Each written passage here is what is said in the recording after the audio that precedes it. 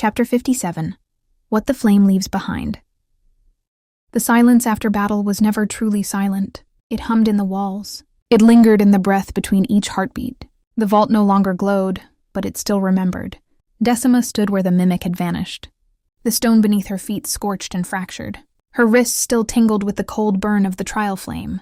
The second shard of the crown lay hidden in her satchel, but its presence felt louder than any voice. No one spoke. Not at first. Bran broke the quiet. That wasn't an illusion. Daniel wiped ash from his shoulder. It looked like her.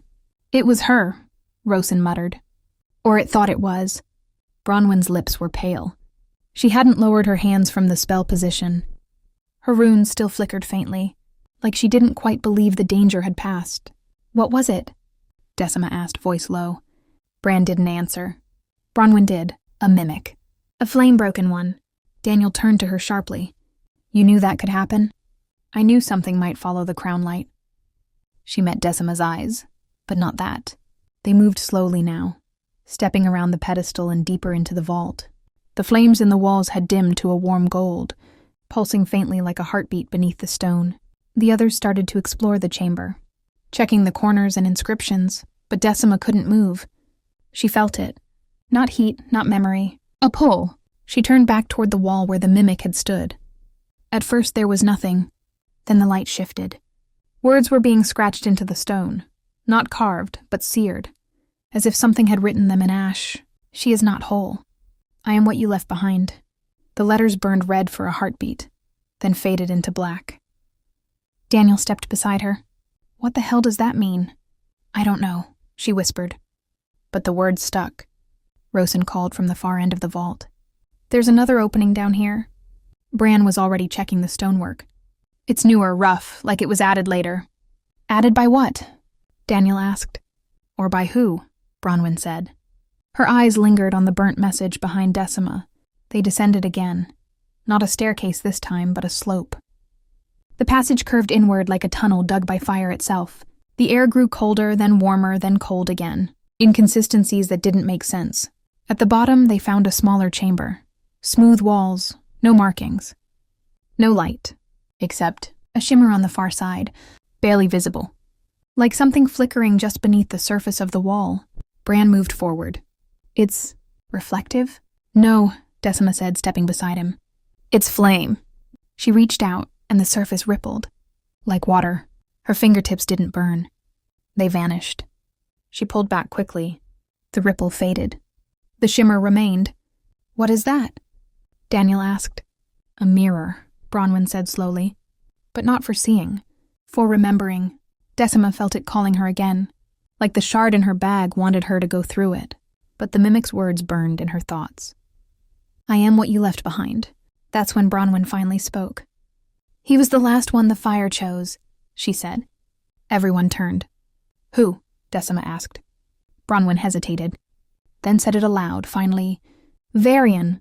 She looked at the wall. That's why the flame reacted. Why the vault opened that extra chamber. Daniel stared at her. Who is he? Bronwyn didn't meet his eyes. Someone who tried to lead the fire. And failed. Decima stepped back. The shimmer in the wall flickered again. Like it had heard the name. The shimmer pulsed again. Not just light now. Not just flame. It was moving, like something alive behind the surface. Like breath waiting to become voice. Decima stepped closer. Wait, Daniel said, reaching for her hand. But she didn't stop. The pull was too strong. When her palm pressed flat against the flame mirror, it didn't burn. It opened. A ring of spiraled light flared outward from her hand, followed by a low hum. Not from the walls, but from beneath them. Like the entire chamber had inhaled. Then, without warning, the mirror swallowed her. She didn't fall. She drifted. The world around her blurred into gold and smoke. Not memory, not vision. Something in between. Then, solid ground. But not the vault. She stood in a stone circle under a black sky. Stars burned like firebrands above her. All wrong. Too close. Too fast. A figure stood at the edge of the circle. Tall. Cloaked in flame. Not fire. Flame. Like it obeyed him. She couldn't see his face, but she knew his presence. It was the same one she felt in the shard. In the whisper. In the vault. Varian. You are early, he said, his voice low and echoing like old thunder. "I didn't mean to come here. No one ever does," he said. "But they always leave with less than they hoped for." She took a breath. The air burned her lungs, but not painfully, just enough to make her aware she was still alive. What is this place? A fracture, a scar, left from the last time the crown chose someone unworthy. His cloak shifted. Inside it, just for a second, she saw fire. Cities burning, a dragon roaring with a crown of bones. She stepped back. "You want the truth?" he asked. "No," she said. "But you'll take it anyway."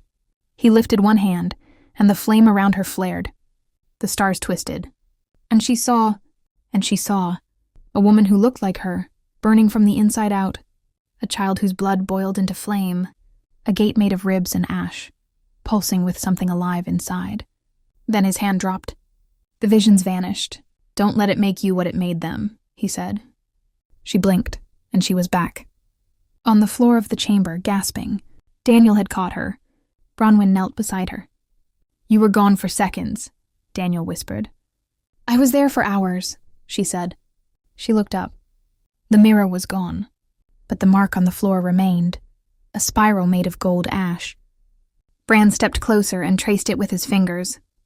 "This isn't just from your magic," he said. "It's from his."